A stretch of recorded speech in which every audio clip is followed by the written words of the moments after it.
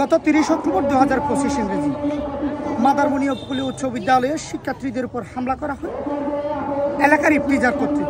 তারই প্রতিবাদে আজকে এক বিশাল মানববন্ধন আয়োজন করেছে উপকূলীয় উচ্চ বিদ্যালয়ের শিক্ষার্থীরা সহ আশপাশের শিক্ষা প্রতিষ্ঠানগুলো। আমরা যদি আশপাশে দেখি, সবাই ব্যানার, ফেস্টুন, প্ল্যাকার্ড, একই সাথে বক্তারা সবাই যার জায়গা থেকে সে নিন্দা জানাচ্ছে। তার অন্যতম কারণ হচ্ছে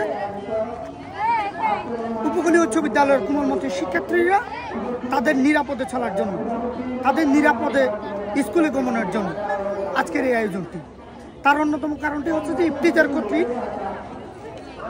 সিএম উপকূলীয় উচ্চ বিদ্যালয়ের 10ম শ্রেণীর ছাত্ররা তাদের হামলার শিকার হয়। তার এই প্রতিবাদে কিন্তু আজকের এই বিশাল মানববন্ধন। আজকের এই মানববন্ধন থেকে অংশগ্রহণকারী সকলে কিন্তু দীপ্ত কণ্ঠে, হুঁশিয়ারি কণ্ঠে সেই ইফতিজারদের বিরুদ্ধে কিন্তু আজকে অবস্থান নিচ্ছে, যেন এই ধরনের ঘটনার পুনরাবৃত্তি না হয়। তার জন্য কিন্তু তারা আজকের এই মানববন্ধনটাকে কেবল গ্রিন সিগন্যাল হিসেবে তারা আখ্যায়িত করতেছে। স্কুল প্রতিষ্ঠার পর থেকে, সে 2012 সালের পর থেকে আজকের এই পর্যন্ত তারা কিন্তু কোনো ধরনের এই ধরনের ঘটনার তারা সম্মুখীন হয়নি। হঠাৎ করে 2025 সালে এসে দীর্ঘ 12-13 বছর পরে এই ধরনের ঘটনা কেবলই দুঃখজনক বলে তারা সকলেই প্রকাশ করতেছে।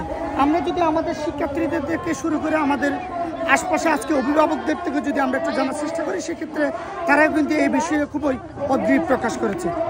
আমরা যদি আমাদের পূর্ব দিকে দেখি, সেক্ষেত্রে সারি সারি শিক্ষার্থীরা কিন্তু তারা আজকের এই প্রতিবাদ সভায় অংশ নিয়েছে।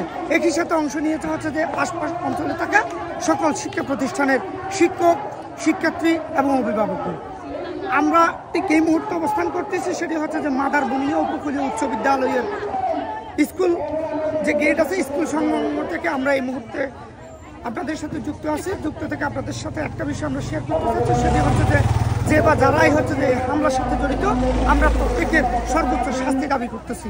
একই সাথে এই ধরনের ঘটনা যাতে পুনরাবৃত্তি না হয়, সেটাও অভিভাবক সহ সকলের একই প্রত্যাশা।